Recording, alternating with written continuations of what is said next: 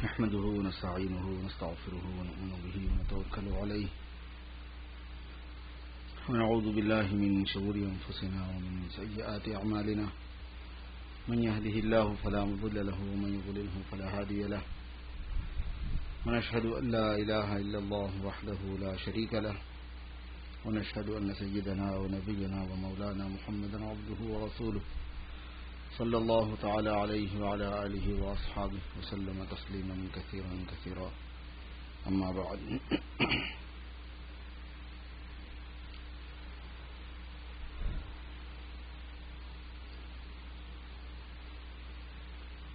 برادران اسلام،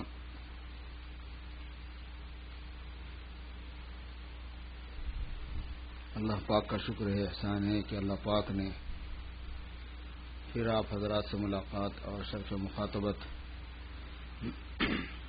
اور مل کر دین کا کام کرنے کی سعادت نصیب فرمائی۔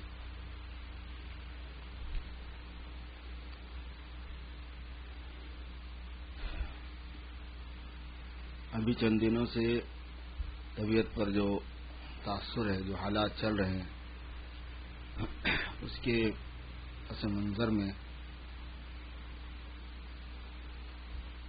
اس بات کے مذاکرے کو طبیعت چاہتی ہے کہ اس دنیا میں ہمارا قیام اور اس دنیا میں ہمارے قیام کا جو مقصد ہے، اس مقصد سے ہماری جو لاپرواہی غفلت ہے اس پر دھیان دیا جائے۔ میرے دوستو، یہ دنیا بڑی عجیب ہے، یہ عجائبات کا ہی مجموعہ ہے، لیکن اس کی عجائبات میں ایک سب سے اہم ترین عجیب چیز جو ہے وہ اس کا فنا ہے، اس کا زوال ہے، اس کے تغیرات ہیں، اس کی تبدیلیاں ہیں۔ یہ ایک حالت پہ نہیں رہتی، اس میں چینجز لگے ہوئے ہیں، ایک حالت کے بعد دوسری، دوسری حالت کے بعد تیسری۔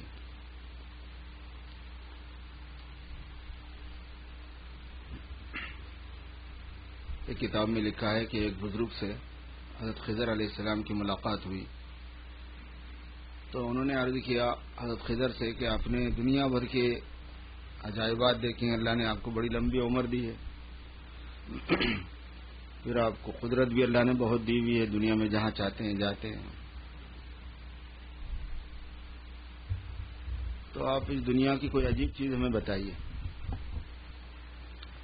تو حضرت خضر نے فرمایا کہ بھئی دنیا میں کون سی چیز عجیب نہیں ہے، ساری چیزیں عجیب ہیں، لیکن پھر بھی جو عجیب چیز آپ کو نظر آئی وہ بتائیے۔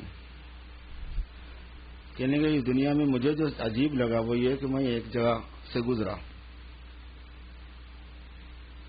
تو میں نے دیکھا کہ وہاں ایک بہت بہترین شہر آباد تھا، فصیل بندی ہوئی ہے، برجے لگے ہوئے ہیں، مختلف محلہ جات بنے ہوئے ہیں، سڑکیں ہیں، لوگ ہیں، بازار ہیں، کوٹھیاں ہیں، محلہ جات ہیں، ہمہ ہمی ہے، فوج ہے، لشکر ہے، انتظامات ہیں، دنیا بھر کی چیزیں ہیں۔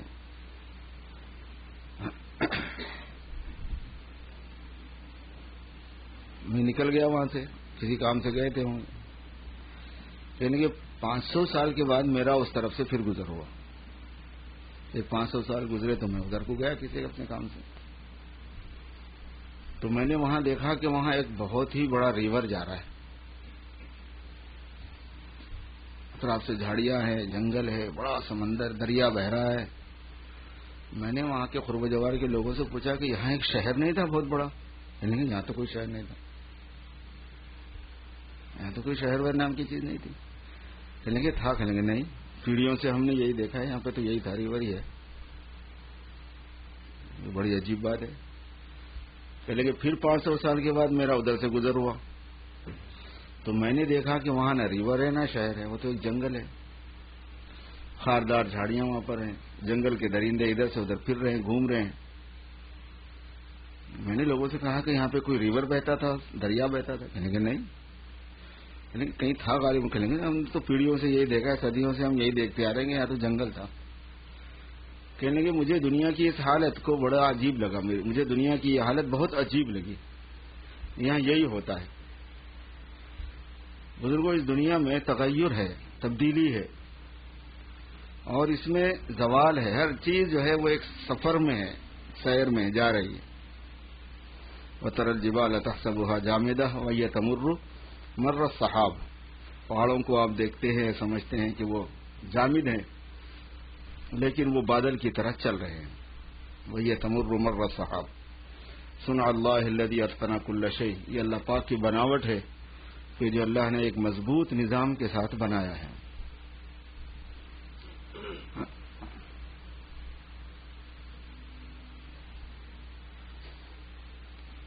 یہ اس لیے سوچنا ہے میرے دوستو کہ اگر یہ چیز بنیادی طور پر ذہن میں نہیں رہی تو اس کے بڑے دور رس اثرات ہیں، بہت دور تک اس کے اثرات ہیں.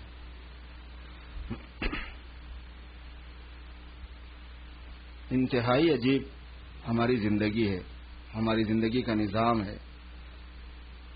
ہمارا اس دنیا میں رہنا تعجب کی بات ہے، ہمارا زندہ رہنا تعجب کی بات ہے.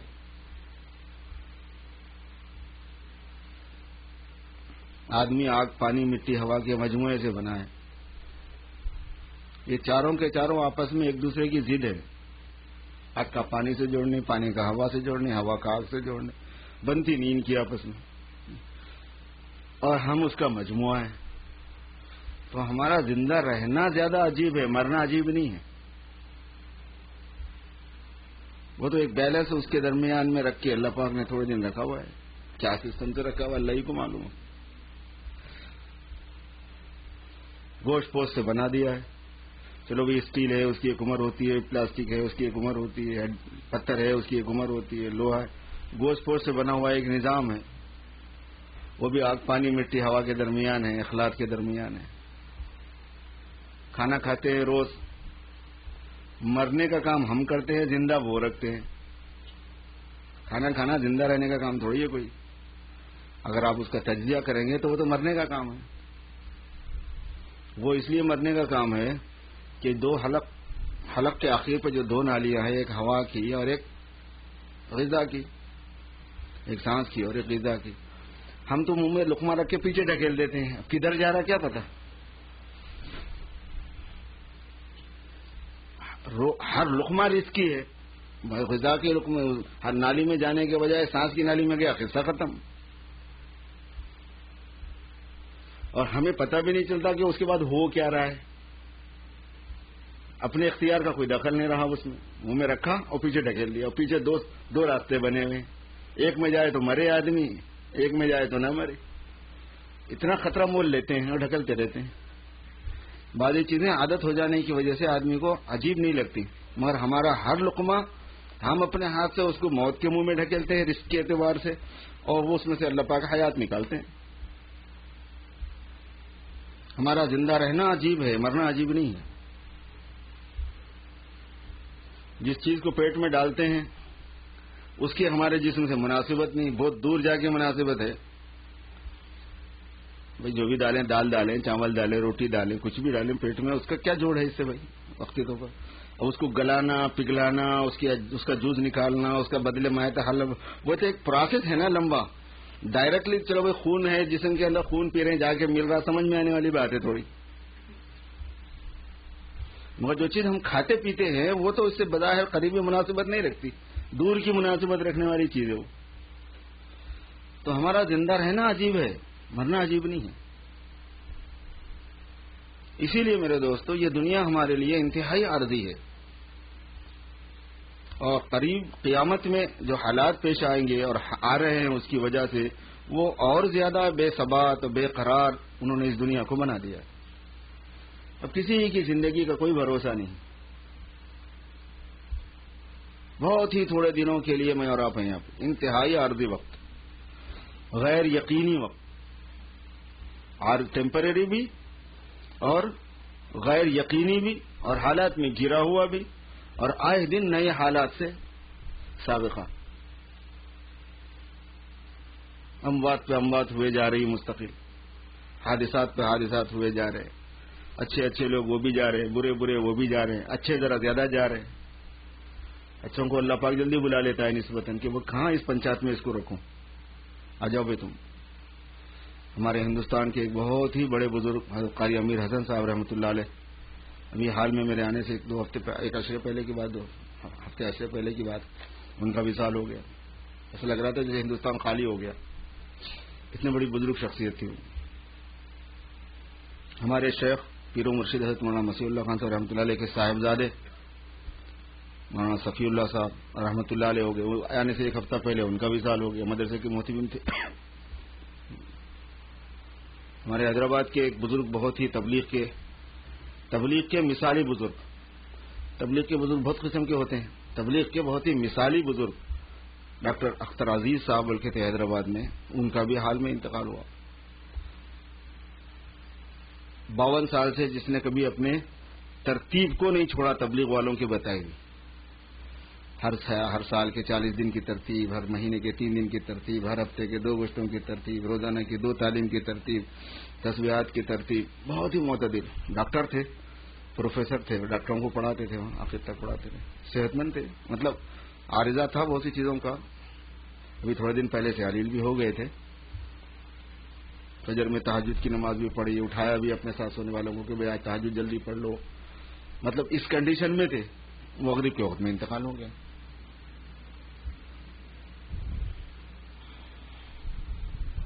ہمارے محترم جناب ذوالفقار عبد المجید جو ہمارے مصلی ہیں، ان کے بڑے بھائی کا پرسوں انتقال ہو گیا اچانک. مطلب پیرالائز ہوئے، پھر کوما میں چلے گئے. وہ اس کے بعد ہوش میں ہی نہیں آئے. اللہ تعالیٰ ان کی مغفرت فرمائے ان تمام کی. مطلب یہ کہ اموات ہی اموات ہیں. جدھر دیکھیے حادثے ہی حادثے ہیں. اور بیماریاں ایسی بے تکی جس کی کوئی حد نہیں. جو سب سے زیادہ بیکٹیریا فری اور جننے والا وائرس فری دنیا بھر کے جتن کیے جاتے ہیں جہاں پر کہ کوئی وائرس نہ آئے، کوئی لیو نہ آ جائے، کوئی فروٹ نہ آ جائے، کوئی یہ نہ آ جائے دوسری دنیا سے، دوسرے ملکوں سے کہ یہاں بیماریاں آئیں. وہی سب سے بڑا بیماریوں کا اڈا بنا ہوا ہے. زیادہ بیماریاں یہیں سے. یہ جتنے بیکٹیریا وائرس ہیں اس کو تو ہمارے انڈیا پاکستان والے کھا جاتے ہیں، ان کو پتہ بھی نہیں چلتا. یہاں پہ ایک سے ایک بیماری ہے نوجوانوں. ابھی ڈاکٹر صاحب بتا رہے تھے کہ ہمارا یوسف عبداللہ اس کی طبیعت خراب چل رہی بہت زیادہ. جو ہمارے شاگرد بھی ہے نوجوان بچہ.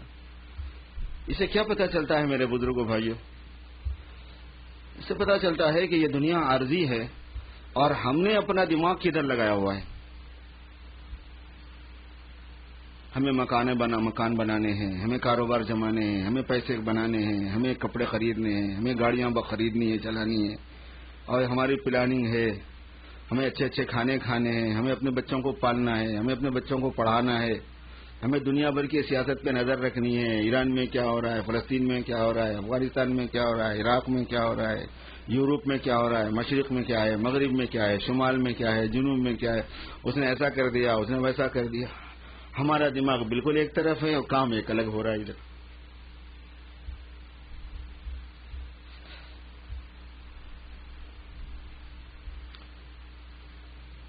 کوئی چیز نہیں رہتی جب آدمی کو اللہ تبارک و تعالیٰ بلاتے ہیں اس دنیا میں، اس دنیا سے، تو ان چیزوں میں سے کوئی چیز نہیں رہتی.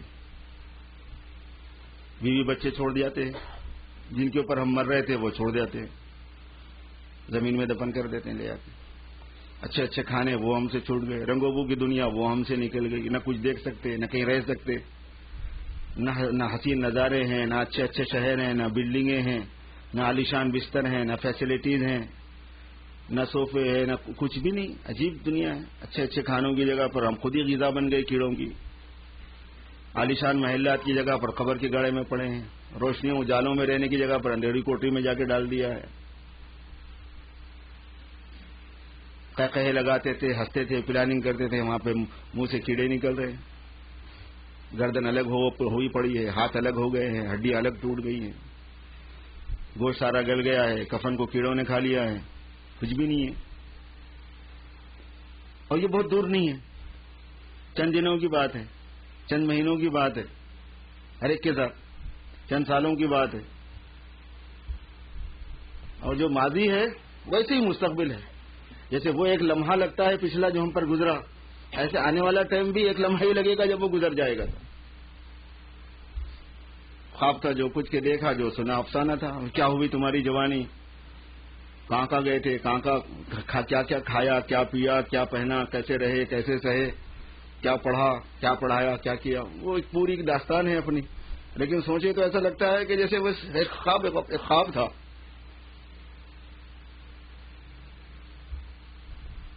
افسانہ تھا، کچھ یاد نہیں ہے. نہ مٹھائی یاد ہے، نہ کٹائی یاد ہے، نہ نرمی یاد ہے، نہ سختی یاد ہے، نہ لذتیں یاد ہے، نہ تکلیفیں یاد ہیں، نہ بیماریاں یاد ہیں، نہ انجوائمنٹ یاد ہے. کچھ بھی یاد نہیں ہے. ایک خواب تھا جو گزرا، خواب تھا جو خود کے دیکھا، جو سنا افسانہ تھا. اور فیوچر کیا ہے؟ کچھ بھی نہیں.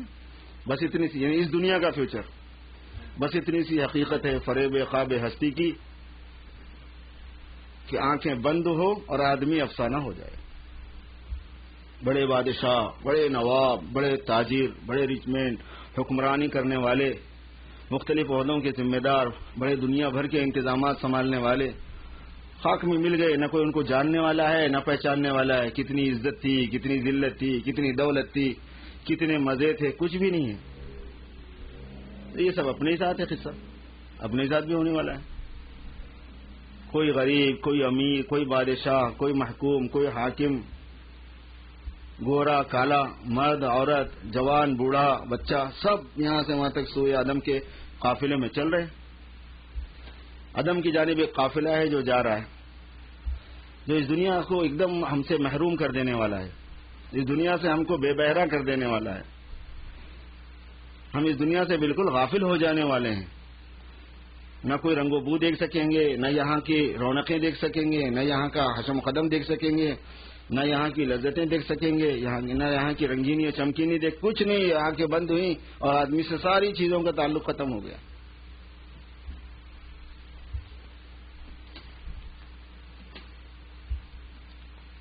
علماء نے فرمایا کہ اس طرح کی بات کو 20 مرتبہ سوچنے سے، سرکار دو عالم صلی اللہ علیہ وسلم کا ارشاد ہے کہ دن میں 20 مرتبہ اگر کوئی سوچے تو اس کو شہادت کا ثواب ملتا ہے. یہ اتنا پسند ہے اللہ کو ایسا سوچنا. کیوں؟ اس پہ آدمی بالکل بیلنس رہتا ہے. جہاں رہنا چاہیے اس کو وہیں رہتا ہے. اس کا دماغ جہاں کام کرنا چاہیے وہیں کام کرتا ہے. کیونکہ اس طرح سوچنے والا، اس کا انداز جو ہوتا ہے، ایک تو یہ ہے کہ اس کی توجہ اصلاح پر ہو جاتی ہے کہ توبہ کر لوں، میں اپنے گناہوں سے معافی مانگ لوں، اپنے حالات صحیح کر لوں. جس دنیا میں مجھے جانا ہے، جس زندگی میں مجھے داخل ہونا ہے، وہاں مجھے ڈسٹرب کرنے والی، نقصان پہنچانے والی، بربادی لانے والی جو چیزیں ہیں ان کو چھوڑوں میں.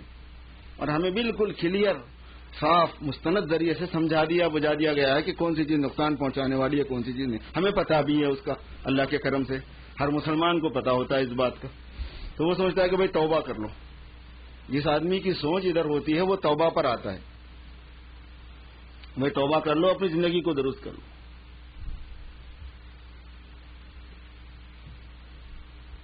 اور دوسری چیز جو اس کو خاص طور پر اس معاملے میں حاصل ہوتی ہے وہ ہے قناعت، تھوڑے پر راضی رہنا، لمبی لمبی پلاننگ اور آرزوؤں سے اپنے آپ کو بچانا. معمولی جاب ہے، ہارڈ جاب ہے، آرٹ جاب ہے، زیادہ پیسے ملتے ہیں، کم پیسے ملتے ہیں، سہولت ہے، نہیں ہے، چل رہا ہے کام، بس ٹھیک ہے، گزر بسر ہو رہا ہے، بس ٹھیک ہے. پنچایت میں نہیں دماغ زیادہ، قرضوں میں نہیں زیادہ. کہاں باقی رکھوں اپنے سر پہ کیا چیز میں؟ قناعت میسر ہوتی ہے ایسے دماغ کو، ایسے ذہن کو. اور تیسری جو خاص چیز ہوتی ہے اس میں وہ ہے اعمال میں چستی. جو کرنا ہے، جس کا رزلٹ فوری طور پر دکھ کے نہیں آتا. آخرت کے لیے جو عمل ہوتا ہے دنیا میں اس کا نتیجہ سامنے فوراً نہیں ملتا کچھ بھی. تو وہ صرف یقین کی بنیاد پر کیا جا سکتا ہے. اسے یقین کی محنت پہلے اس لیے کرائی جاتی ہے. اب جمعہ کی نماز پڑھیں گے، کیا ملے گا؟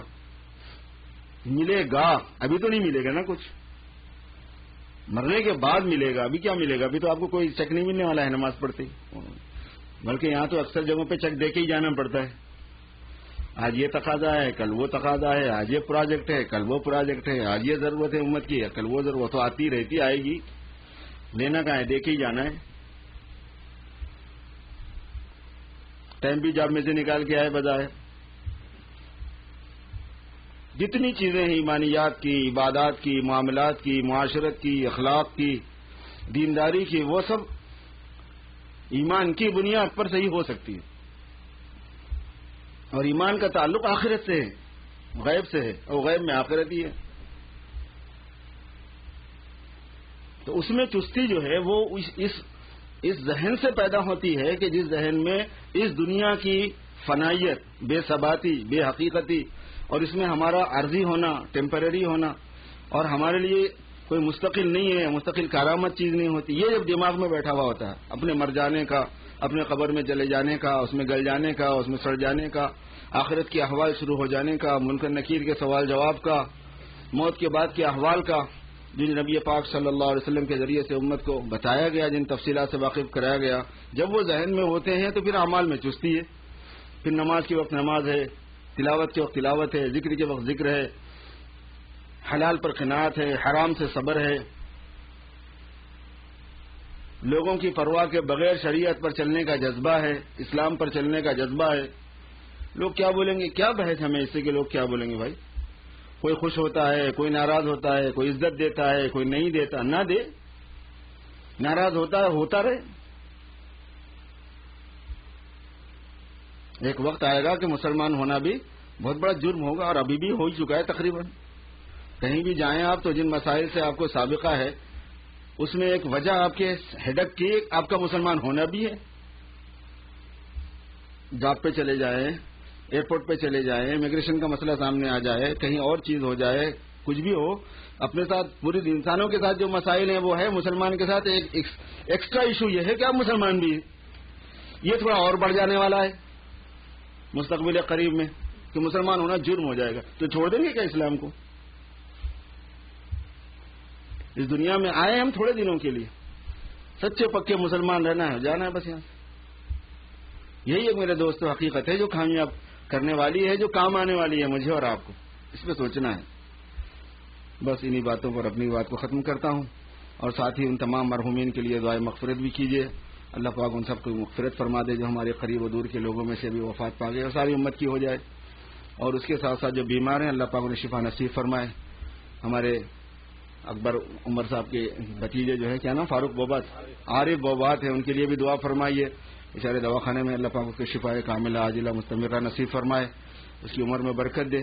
اور ایسے ہمارے دوست اور احباب میں جو بیمار ہیں، علیل ہے، اللہ پاک ان سب کو شفا نصیب فرمائے. سنتیں پڑھ دیں.